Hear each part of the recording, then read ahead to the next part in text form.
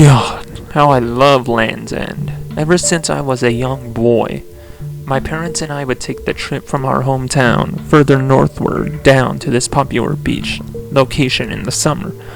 I loved absolutely everything about it.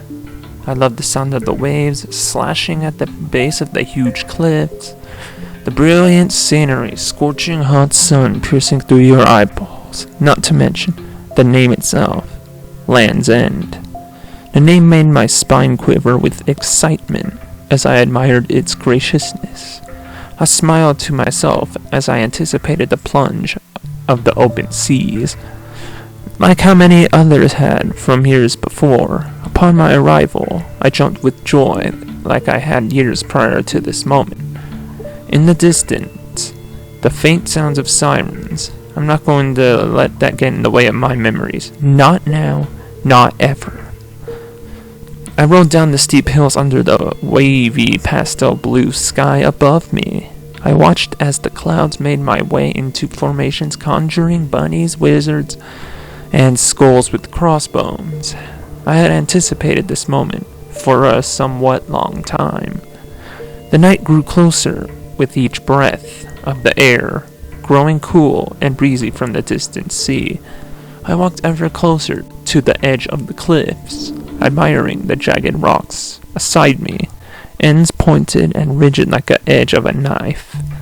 I noticed the old silver sign I had carved in my name into years before with my parents. I grinned at how the sign had been placed next to a backdrop of Lake Horizon, like a frame without its picture.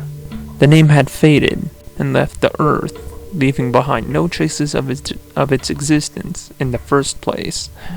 I remember how this day is for my benefit, not to burden on me after all that's occurred in my lifetime. I continued across the edge of the cliffside without a care in the world. The frothing waves of the expanse were edging closer to the inside of the golden beaches.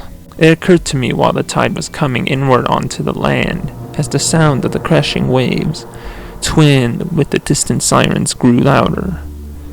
Tonight would be my last chance to capture a sight of such mesmerizing beauty. I watched as the sun came down, the waves crashed high onto the jagged rocks, and the sirens were coming closer and closer to where I now stand, almost to the point where the overwhelming levels of sound hammered my eardrums. Beside me, I neatly placed this note, my trusty crimson-ridged knife, and my old jumpsuit from my past life. It's time for a better life. It occurs to me as I descend down into the crashing waves below. Nothing but pure silence overcame the quickly ascending noise levels of the cliffside. God, how I love Land's End.